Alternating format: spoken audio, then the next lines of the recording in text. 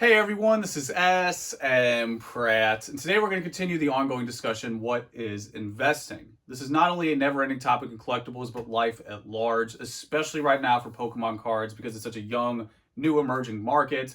Therefore, the average age is naturally going to be younger, so this is a fresh concept for a lot of people. So I'm going to do in this video, we're going to do a long discussion format. I'm going to compare and contrast some classical investing options with collectibles. I'm going to talk about how you can budget at a couple $100s a month and save up for a higher end item, how I've done that as a buyer and as a seller as well. So we're really going to cover a lot in this video. It's going to be pretty abstract, but we're going to start with investing, in my opinion, is taking risks. Very simply put, taking risks in hopes for some type of gain. I don't care if it's finance, school, your career, your hobbies, whatever it is, the more you invest in something, the higher the probability is you're going to get something out of that. So with classical investing, you have your low risk, low reward options like high yield savings, CDs, bonds. You're taking a negligible risk and you're getting a negligible reward in return. Now, a higher risk option would be something like a growth stock, real estate, collectibles. You're taking a higher risk and hoping for a higher potential gain. Again, potential is the key focus here, because risk is the core element and it's the core concept for anything that is valuable in life. Get ready for my extreme smpratism in this video. If you aren't taking some type of risk in life, you aren't living, simply put. Now, I'm not saying go just start bungee jumping off of every single cliff and start doing backflips off skyscrapers and parachuting down. I'm not saying just carpe diem seize the carp. What I am saying is that you have to take some type of risk at some point to do anything meaningful. I mean, anything that is difficult requires just a ton of risk, a ton of commitment. Same for investing. So when we're looking at classical investing, I think a good starting point is not every single stock acts identically. Just like not every single collectible acts the same. We know an Illustrator is not the same as an energy card. A Pika ring is not the same as a base set Pikachu. There is a wide range of variance. Even when you look at classical investing, a portfolio is combined usually with a mixture of options. You're going to have your growth stocks. Even within that, there's a mixture of risk and opportunity, commodities, dividends, pick your poison. There's a wide range, and each category has a wide range of risk. Therefore, everything isn't the Dow Jones and doesn't have 5 to 7% over 20 years. And even within that, that percentage is variable. That's over 20 years, of point A to point B. Yes, there's growth, but in between, there's a lot of variance, a lot of up and down. So that's a great starting point, because I think a lot of times in collectibles, people are looking for that magic bullet. They're like, where's that guarantee? Where's that S&P 500 option that I can buy now and it's going to continue to go up forever? So every investment has risk, no matter what it is. Even if you're buying these index funds, if you bought and tried to flip them in a couple months, you're probably not going to do well. That's why, again, you have to hold them long term. A key point I want to talk about, tying in classical investing and collectibles: let time work for you. We're really going to dig deep in the difference between flipping and investing here. Let time work for you. Choose any of these cards you see behind me in this beautiful grandma's basement. Choose any of these cards. Tell me your best flipper story. Just tell me in the comments your best flipper story. I guarantee I've held these cards for some of these more than 10 years. We got cards with no PSA sticker. We got the silver one. We got the new one with the color. We got no PSA symbol back there because we've been holding these things for a minute. Guarantee that 10-year position is going to outweigh any flippage. There's no flipping scenario that comes even close to some of these 10-year positions. So therefore, long-term is always better. In fact, time is necessary. Time and risk are necessary. That's what defines strong hands. I don't care how ripped your biceps are, your core is. I don't care how much you bench. It's all about the strength of these mitts. And if you aren't able to hold these cards long term, you're not going to have that high reward. That risk element is being able to hold this stuff long term. If a recession hits, I'll be fine in that recession because I've padded myself ready for something like that. And by and large, people are spending 1,000, 5,000, 10,000. The higher you go, the stronger the hands. And that's where the real high risk, high reward exists. If you're looking at Mickey Mantle rookies, Charizard first edition base, Alpha Black Lotus, trophy cards, pick your poison, whatever it is, that's that classic high risk, high reward scenario, because you have to buy that item, most importantly, hold that item, be able to afford to hold over time, and then you usually get that higher potential growth. So that's a good segue to get into the never-ending question that I get all the time. What should I buy? I have $100 a month, $1,000 a month, $10,000 a month. What should I buy? And right now, what that is, in my experience, is what should I buy under market to flip at current market value? There's a lot to go through with that because number one, it's not a sustainable business model. I'm not denying that it can happen. It feels good when it happens, no doubt. It feels great when you get something on the market, but that's not sustainable. Every person, I've been in this hobby long enough to know the best of the best flippers. It's not a sustainable business model. It comes and goes. It's not something you can rely on. More importantly, in classical investing, it doesn't exist at all. I can't go to the Dow Jones string at 28,000 and say, you know what? Let me check out those hole in the wall Japanese sites and see if I can get that Dow Jones at $20,000 so I could flip it today or next week at the current going rate. That's not a thing. It doesn't exist. It only exists in collectibles because we have a range of exposure. You have the open markets like eBay, and then going down the other side of the scale to these hole in the wall Japanese sites that haven't updated their software since Pokemon was released. That's why if you go to a WotC employee's garage sale and they're selling you a first edition base Charizard for $100, the reason why that's available to you is because maybe 10 people saw it at that garage sale. You put that on eBay, it's gone in a second. So that is the reality of collectibles, is you have this range of exposure that you don't have. It's a different dynamic than classical investing.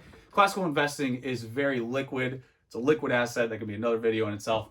There's more liquidity. Where we have more liquidity today in collectibles, and there are a lot of people really trying to engineer that and push that and create that aspect in the market. But as it stands, it's nowhere near as liquid as something that's as tradable as a stock. So therefore, you have this range and exposure, and you have this weird element where you can buy something on the market. But remember, it's not sustainable. It's very improbable, especially when you climb the ladder of rarity. Stuff like this, you might find that, that just unbelievable dream scenario where you find a card half price. Again, it's going to sell immediately. Even on these hole-in-the-wall sites, they sell immediately because it's clearly undervalued. That's a very rare occurrence. Again, the higher you go in rarity and value, it just becomes exponentially rare. So that's what a lot of people are looking for when they ask me, what should I buy? They're asking, what can I buy under market to flip today at market? And I get it. It feels good. But again, it's not sustainable. And what I really want to drive home here is that it's not investing. When people get tired of the term investing in Pokemon or collectibles, it's usually because it's being misused. It's because it's being misinterpreted. And people are really saying, what can I buy to get guaranteed flippage money right now? And I'm not trying to, throw shade at flipping or whatever. I'm just trying to define what's really happening. And that isn't investing. What investing is, like, for example, I just bought one of these wins back here, bought one above what they're going for on eBay. After all my fees and everything, I paid $5,000, and it has an indent. And it's going to go to PSA, probably get a PSA 6 at best. And would it sell for more than what I paid right now? No, it probably won't. But I'm going to hold this card probably forever. I mean, you could tell that I like this card. These aren't even all of them. And it's just something that I just genuinely enjoy. I want as many as I could buy if I see value in it. If I'm paying above market, as I've always done, I'm just going to hold it. That is more investing. It's just buying at market and holding, and then if you want to sell down the road, sure. But that is the key ingredient to investing, is buying, holding, and then holding some more. Because we need another one for Pokemon because there's barely any holding happening. So that's the what should I buy fallacy in a nutshell, is that a lot of people are asking, what should I buy? Because they want that instant gratification, that instant reaction, that instant profit, which can happen, but it's very rare and it's not a business model. It's not sustainable. Also, another thing to tie in there, too many people looking for market injections, too many people waiting for Justin Bieber to post another picture on Instagram or another Pokemon Go or another Detective Pikachu. That's, again, not sustainable. It's not a business model. While that can help grow the hobby at large and it could get more exposure and some organic traffic, that's not what you want to rely on, and more specifically, that's not investing. So, going down the line here into the budget scenario, which I'm sure most people have been waiting for. They're like, all right, we're tired of this analysis. We want the budget example. So this idea of buying on $100 to $200 a month, it's what I did when I started. Sure, these prices were lower when I started because I took a bigger risk because I was first to market. That's where the most risk exists. And then you carry that risk over time. But I was buying on $100 to maybe $500 a month when I started. That's what it was. I was in college. I lived at home, chose not to be a cool guy. I didn't go to the bars and the clubs all the time. I had that short-term sacrifice for long-term gain. Similar with Rudy. Rudy and I are cut from a similar cloth. He eats risk like it's nothing. Just he digests risk at an unbelievable rate. I'm a little more cautious than him. But the same thing we've experienced is that we didn't do and indulge in the short term, and now we reap those benefits in the long term. And a great example is, today at $200 per month, You could buy PSA 8 first edition base hollows. Unbelievable value. Ninetales right now, I think, is right at 200, a little under 200. There's your monthly purchase. That's a very solid item, very solid condition. First set ever, hollow card. Like, there it is. Great value. Or you could take that same $200, buy 9 old fashions, and end up getting a fake phone number from a girl at the club. Your choice. But at the end of the day, I think that's what people misunderstand, is that budgeting is very doable. Sometimes it could be extreme. Sometimes you cut out things, maybe like some social opportunities, some short-term benefits, like, getting thirsty on Thirsty Thursdays. You might have to cut that out every once in a while, but it's still doable. In fact, I've sold to these people. I don't know if they want me to mention it, but recently, I won't mention their name, but recently an E4 Discordian, they bought a unique card from me. It's their grail piece in their collection. They bought a piece of history and they did it on a budget. It's what I did back in the day. I would save incrementally every month, every month, every month. My first big purchase, first prize card was one of those Tropical Winds. Very fitting too. It had a crease in it as well. But that was my first purchase in the game. Then Trophy Kangaskhan, then moved on up the ladder. And it was, again, on this budget. And I started to develop this incremental income on the side with eBay, doing eBay a little bit. So I had 2 streams of income and then keep growing these. And other streams of income started to happen over time. That's how this stuff works. But again, it starts from that budgeting. When you're talking even, let's go back to first edition base PSA 8. You can do that whole set right now, or at least the hollows, for probably 8 to 9K is probably market as I'm making this video. So $200 a month over 3.75 years. There you are. You're right there. And I know people are like, whoa, three years? I got to wait 3 years? Why can't I get it now? Like, why can't I get it 3.75 seconds? That's the game I think people don't understand. I started this channel like 3 years ago. I probably started this channel actually 3.75 years ago, around there. And it feels like it was yesterday, because time flies when you're on this path of, consistency, budgeting. It's this conditioning that it just becomes such a standard. And that's the biggest pro tip I'd give you is, I was there in college. I know what it's like to be poor. I don't talk about my personal stuff. Maybe if I get to 100K subscribers and I get the fancy check mark, we'll unload, but I know what it's like to be on a budget. I'm self-made. I started there at the bottom, and just telling you exactly what I did, and not only what I do, but what other people have done. The people I've sold to have done the same thing. So I just really want to hammer home that hashtag LCC. It's a thing. It's a lifestyle. It's a way to keep going. And I think a good way to tie this all in, to tie in all this stuff and close with, is that collecting really is investing. Whether you are the person who just sleeps at night, you take your school of University Magic cards. That's a lot of puns there, a lot of entendres. You take your school of University Magic cards, you tuck them in every night with you. You put a new plastic cover on it every morning. Whether you're the person who's doing this entirely because of sentimentality, you are still inherently investing. Even if you don't have that actionable part where you're going to sell it, even if you don't sell that card, you're still investing in that card. You still have a position on it. Whether you want to acknowledge that or not, it's inherent to what you're doing. So again, just tying in that investing becomes a buzzword because it's mainly misused. Collecting and investing are the exact same thing. The thing last tip I'll give you is that I have clients that, if you think, again, sperm of the sperm whale is what I am.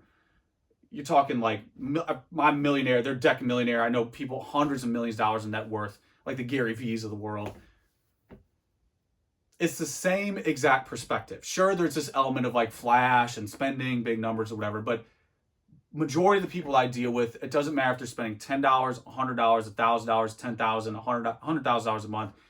Majority of the people I deal with, it's all the same mentality. They just love this stuff.